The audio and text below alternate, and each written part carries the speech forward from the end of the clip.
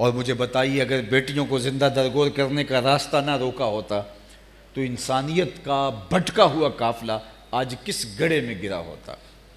تاریخ تو ہمیں یہ بھی بتاتی ہے کہ عکاس کے میلے میں 3 حقیقی بیٹوں نے اپنی حقیقی ماں کو فروخت کیا 900 دراہم میں۔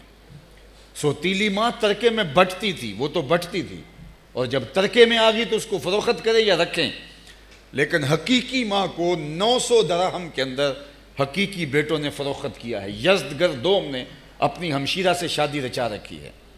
یہ 6 صدی عیسوی میں ہونے والے اندھیرے اور پھیلی ہوئی ظلمتیں ہیں، اور پھر میرے حضور آتے ہیں۔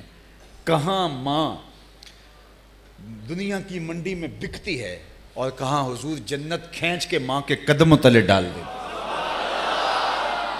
یہ جو خواتین پلے کارڈ اٹھا کر کے ہر سال آزادی مارچ کرتی ہیں، تو میں نے پچھلے سال کہا تھا کہ تمہارے کتبوں کے اوپر لکھے ہوئے سارے جملے اسلام سے بیزاری کا اظہار اور نفرت کا اعلان کر رہے ہوتے ہیں۔ تم بھول گئی ہو، تمہیں تو زندہ درگور کر دیا جاتا تھا، تمہیں بچایا ہی آمنہ کے لال نے ہے۔ تمہیں تو کسی گوشے میں اور حجرے میں بیٹھ کے درود پڑھنا چاہیے تھا، اور تم اسی رسول کے خلاف بغاوت کرنے کھڑی ہو گئی ہو۔ دنیا کے مفکرین تمہیں انسان ماننے کے لیے تیار نہیں تھے۔ وہ کہتے تھے ہم شکل ضرور ہے انسان کی، لیکن انسان نہیں ہے۔ انسانوں کی طرح بولتی ضرور ہے، انسان نہیں۔ انسانوں کے بچوں کو جنم دیتی ہے، دودھ پلا کے پروان چڑھاتی ہے، انسان نہیں ہے۔ اور کسی نے کہا کہ عورت بدی کا سرچشمہ ہے، عورت کی موجودگی میں خدا کی قربت نصیب نہیں ہو سکتی، لہٰذا کوہ و غار کی زندگی کے راستے نکلے، رہبانیت کو تراشا گیا۔ عورت کی موجودگی میں یہ اتنی ناپاک ہے، یہ بدی کا سرچشمہ ہے، اس کی موجودگی کے اندر خدا کی قربت نصیب ہی نہیں ہو سکتی۔ جب دنیا یہ دعائی دے رہی تھی کہ عورت کی موجودگی میں قربت الہی میسر آ ہی نہیں سکتی، میرے حضور نے فرمایا لوگوں سن لو، مجھے عائشہ کے بستر میں وہی اترتی ہے۔ اللہ اکبر۔ دنیا نے یہ منظر بھی دیکھا کہ حضور حجرے میں نماز پڑھ رہے ہیں اور حضرت عائشہ رضی اللہ تعالی عنہا موجود ہیں، اور حضور جب سجدے میں جاتے ہیں تو وہ ٹانگیں سمیٹ لیتی ہیں، اور جب حضور کھڑے ہو جاتے ہیں تو پھر وہ اپنی ٹانگیں پھیلا لیتی ہیں۔ کہاں عورت بدی کا سرچشمہ اور عورت کے ہوتے خدا کی قربت کے تصور کو محال سمجھا جاتا ہے، اور کہاں بستر عائشہ کے اندر وہی اترتی ہے، وہی کے اجالے پھوٹتے ہیں۔ کہاں بیوی اور بیٹی زندہ درگور ہوتی ہے اور بیوی بدترین سلوک اس کے ساتھ ہوتا ہے، یام خاص میں اس کے برتن الگ کر دیے جاتے ہیں، اور کہاں محبوب علیہ السلام تشریف لاتے ہیں اور فرماتے ہیں عائشہ، وہ آب خورے میں پانی پی رہی ہوتی ہیں تو فرماتے ہیں عائشہ تھوڑا سا پانی میرے لیے بھی چھوڑنا، تو وہ پانی چھوڑ لیتی ہیں۔ حضور ان کے ہاتھ سے برتن پکڑتے ہیں اور پینے لگتے ہیں تو پھر رک جاتے ہیں، اور پھر مخاطبت فرماتے ہوئے کہتے ہیں حمیرہ ذرا بتانا تم نے ہونٹ کہاں لگائے تھے، میں وہاں ہونٹ رکھ کے پانی پینا چاہتا ہوں۔ اللہ اکبر۔ لطافتوں کا عالم دیکھیے، صحیح بخاری کی روایت ہے۔ ایک دن حضور نے فرمایا عائشہ جب تم مجھ سے ناراض ہوتی ہو، کوئی شکر رنجی تمہارے دل میں ہوتی ہے، مجھے تب بھی پتہ ہوتا ہے، اور جب ایسا نہیں ہوتا مجھے تب بھی پتہ ہوتا ہے۔ فرمایا کہ حضور میں تو کوئی ایسا سائن نہیں دیتی، تو کیسے آپ کو معلوم ہوتا ہے؟ اللہ اکبر۔ ہمارے ہاں تو الجھن ہو جائے تو پورے محلے کو پتہ ہوتا ہے، لیکن کیسی لطافت بھری زندگی ہے اس دواجی زندگی۔ تو کہا جب تمہارے دل میں کوئی ناراضگی کی سی کیفیت ہوتی ہے، شکر رنجی ہوتی ہے، تو مجھے معلوم ہوتا ہے۔ تو عرض کی حضور وہ کیسے؟ فرمایا کہ جب تمہارے دل میں کوئی ایسی بات نہیں ہوتی، اور عرب آپ کو پتہ ہے بات پہ قسم کیا کرتے تھے، واللہ باللہ تاللہ، تو کہا جب قسم کی نوبت آ جائے تو تم کہتی ہو لا ورب ابراہیم لا ورب محمد، مجھے محمد کے رب کی قسم۔ اور جب تمہارے دل کے اندر کوئی خفگی ہوتی ہے، کوئی ناراضگی سی کی کیفیت ہوتی ہے اور بات قسم کی آئے تو تم کہتی ہو لا ورب ابراہیم، مجھے ابراہیم کے رب کی قسم۔ اللہ اکبر۔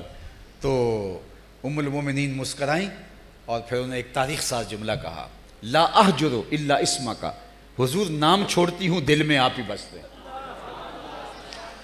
کہاں عورت کنیزوں کی طرح، اگر بیوی بھی ہے تو کنیزوں کی طرح، اور کہاں یہ باریک لطافتیں۔ تو یہ کس نے نور بانٹا، یہ کس نے اجالا دیا؟ یار آپ نے اس کو سنیوں پر محدود کر لیا. یہ 72-73 فرقے اس بات پہ لڑ رہے ہیں کہ جھنڈیاں لگانی چاہیے کہ نہ لگائیں. یار کیا بات, کس بات پہ الجھ پڑے ہو؟ حضور کی مکروس تو پوری انسانیت ہے. تم مسلمان آپس میں لڑ رہے ہو, تم 72 گروہوں میں بٹ گئے ہو. چراغاں کرنا چاہیے نہیں کرنا چاہیے, چھوڑو اس بات کو, نہ کرو چراغاں, نہ لگاؤ جھنڈیاں. حضور کی مکروس تو پوری انسانیت ہے, اور اگر حضور علیہ السلام تشریف نہ لاتے تو آج انسانیت جس گڑھے میں گری ہوتی کوئی نکالنے کی ہمت نہ کرتا. اس انسانیت کو زندگی کا نور و سرور, روشنی, اجالا, ہدایت اور چراغاں اور زندگی کا جتنا بھی جمال نصیب اور میسر ہے, چاہے وہ کفر کے معاشرے میں کیوں نہ ہو, یہ میلاد والے رسول کا صدقہ ہے. اس لیے ہمیں ساری زندگی حضور کا ذکر کرنا ہے اور ان کے نام کا چراغاں کرنا ہے, اگرچہ حق ادا نہیں ہو سکتا. اللہ اکبر. ساری زندگی ان کے نام, ان کے ذکر پر ہم اپنی زندگیاں لگا دیں. حضرت شاہ ولی اللہ نے تو بڑی خوبصورت بات کہی تھی, ان کے مادے کی آخری حد عجز ہے. جب کوئی حضور کی مدح کرنے بیٹھ جائے تو وہ ایک لمحہ آتا ہے کہ وہ تھک کے کہتا ہے کہ میرے بس کا روگ نہیں ہے.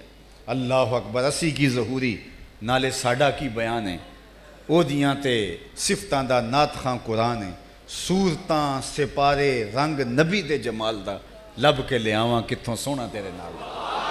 ساری زندگی بھی لگا دیں. ایک تو صدیوں سے اہل محبت نے اس بحر میں غواصی کی ہے, غوطے لگائے ہیں, موتی چن چن کے لائے ہیں, لیکن تیرے اوصاف کا ایک باب بھی پورا نہ ہوا.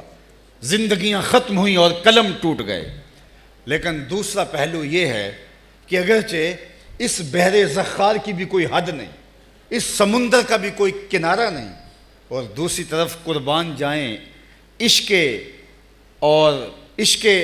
رسالت مآب اور محبت رسول کے جذبہ فراواں پر, کہ اگرچہ اس سمندر کا کنارہ کوئی نہیں, لیکن اس کے باوجود صدیاں ہو گئی لوگ غوطہ زن ہیں اور حضور کی مدحوں اور حضور کے اوصاف حمیدہ کے لیے غوطے لگا لگا کے موتی نکال کے پیش کر رہے ہیں. سعدی یہاں یاد آئے, انہوں نے کہا تھا کہ نہ حسنش غایت دارت نہ سعدی را سخن پایا.